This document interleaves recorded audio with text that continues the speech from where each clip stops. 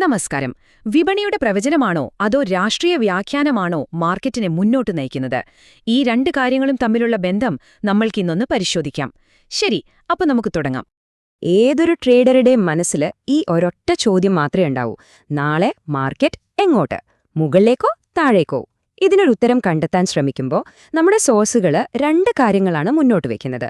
ഒന്ന്, കണിശമായ അങ്കങ്ങൾ. രണ്ട്, രാജ്യത്തിന്റെ പൊതുവായ ഒരു മൂഡ് അല്ലെങ്കിൽ മനോഭാവം. അപ്പോൾ നമ്മൾ ആദ്യം ട്രേഡിങ്ങിന് വേണ്ട കൃത്യമായ നമ്പറുകൾ, അതായത് പ്രധാനപ്പെട്ട ലെവലുകളൊക്കെ നോക്കും.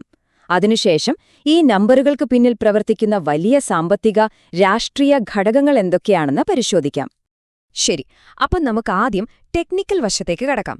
മാർക്കറ്റിലെ രണ്ട് പ്രമുഖ അനാലിസ്റ്റുകൾ പറയുന്ന പ്രധാനപ്പെട്ട ലെവലുകൾ ഏതൊക്കെയാണെന്നും അതൊന്ന് താരതമ്യം ചെയ്തും നോക്കാം. ഇവിടെ നോക്കൂ, ഈ പട്ടികയിൽ പ്രധാനപ്പെട്ട സപ്പോർട്ട്, റെസിസ്റ്റൻസ് ലെവലുകൾ കൊടുത്തിട്ടുണ്ട്. ഇപ്പോൾ നിഫ്റ്റിയുടെ കാര്യം എടുക്കുകയാണെങ്കിൽ രണ്ട് അനലിസ്റ്റുകളും ഏകദേശം 24,100നും 24,160നും ഇടയിൽ ഒരു പ്രധാന സപ്പോർട്ട് സോൺ കാണുന്നുണ്ട്. കണ്ടില്ലേ? അതുപോലെ ബാങ്ക് നിഫ്റ്റിയിൽ 56,000 ഒരു പ്രധാന ലെവലായിട്ട് വരുന്നു. ഇവിടെ രസകരമായ കാര്യം എന്താണെന്ന് വെച്ചാൽ, അക്കങ്ങളിൽ ചെറിയ വ്യത്യാസങ്ങളൊക്കെ ഉണ്ടെങ്കിലും രണ്ടുപേരും വിരൽ ചൂണ്ടുന്നത് ഒരേ പ്രധാനപ്പെട്ട സോണുകളിലേക്കാണ്. ഇത് കാണിക്കുന്നത് ഈ ലെവലുകൾ മാർക്കറ്റിൽ എത്രത്തോളം പ്രാധാന്യമുള്ളതാണെന്നാണ്. ഇനി നമുക്ക് ദിവസേനയുള്ള ഈ ചാർട്ടുകളിൽ നിന്നൊക്കെയൊന്നു മാറി കുറച്ചുകൂടി വലിയൊരു ചിത്രത്തിലേക്ക് വരാം. ഒരു അനലിസ്റ്റിന്റെ അഭിപ്രായത്തിൽ ഇന്ത്യയുടെ ആഗോള സാമ്പത്തിക റാങ്കിങ്ങിൽ വന്ന ഒരു മാറ്റമാണ് മാർക്കറ്റിൽ ഇപ്പോൾ കാണുന്ന ഈ ഒരു സമ്മർദ്ദത്തിന് പ്രധാന കാരണം. അതെ, ഈ സോഴ്സ് പറയുന്നതനുസരിച്ച് ഇന്ത്യയുടെ നോമിനൽ GDP റാങ്കിംഗ് 4ാം സ്ഥാനത്ത് നിന്ന് നേരെ 6ാം സ്ഥാനത്തേക്കാണ് വീണിരിക്കുന്നത്. ശ്രദ്ധിക്കണം, 5ലേക്കല്ല, നേരിട്ട് 6ലേക്ക്. അപ്പോ ഇത് വെറുമൊരു മാർക്കറ്റിലെ കയറ്റിറക്കം മാത്രമല്ല. അനലിസ്റ്റ് പറയുന്നത് GDP കണക്കാക്കുന്ന രീതിയിൽ തന്നെ ചില അടിസ്ഥാനപരമായ മാറ്റങ്ങൾ വന്നു. പോരാത്തതിന് ഡോളറുമായി താരതമ്യം ചെയ്യുമ്പോൾ നമ്മുടെ രൂപയുടെ വിലയും കുറഞ്ഞു. ഇതാണ് ഈ റാങ്കിംഗ് ഇടിയാൻ കാരണമെന്നാണ്. അപ്പോ ഇതാണ് അനലിസ്റ്റ് പറയുന്ന ഏറ്റവും പ്രധാനപ്പെട്ട പോയിന്റ്. നോക്കൂ, നോമിനൽ GDP റാങ്കിൽ നമ്മൾ പുറകോട്ട് പോയി എന്നത് ശരിയാണ്. പക്ഷേ പർച്ചേസിംഗ് പവർ പാരിറ്റി എന്ന് പറയുന്ന, അതായത് ഒരു രാജ്യത്ത് ജനങ്ങൾക്ക് അവരുടെ പണം കൊണ്ട് യഥാർത്ഥത്തിൽ എന്തു വാങ്ങാൻ പറ്റുമെന്ന് അളക്കുന്ന റാങ്കിങ്ങിൽ നമ്മളിപ്പോഴും ലോകത്ത് 3ാം സ്ഥാനത്ത് തന്നെ ഉറച്ചു നിൽക്കുകയാണ്. ഇത് കാണിക്കുന്നത് രാജ്യത്തിന്റെ യഥാർത്ഥ സാമ്പത്തിക ശക്തിയെ ആണല്ലേ. അപ്പൊ സ്വാഭാവികമായും ഒരു സംശയം വരുമല്ലേ? ഇത്രയും ശക്തമായ സാമ്പത്തിക അടിത്തറയുണ്ടായിട്ടും പിന്നെന്തുകൊണ്ടാണ് മാർക്കറ്റിലൊരു നെഗറ്റീവ് ഫീൽ? ഒരു അനലിസ്റ്റ് ഇതിന് കാരണമായി ചൂണ്ടിക്കാണിക്കുന്നത് ഒരൊറ്റ കാര്യമാണ്. അദ്ദേഹം പറയുന്നത് ഇങ്ങനെയാണ്: ഇന്ത്യയെ ഏറ്റവും പിന്നോട്ട് വലിക്കുന്നത് ഇന്ത്യയിലെ അഴിമതിയാണ്.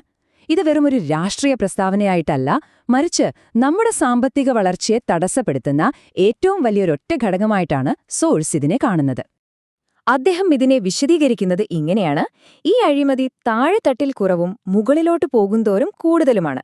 താഴെക്കിടയിലുള്ളവര് വെറും കളക്ഷൻ ഏജന്റുമാർ മാത്രമാണെന്നാണ് അദ്ദേഹം പറയുന്നത്.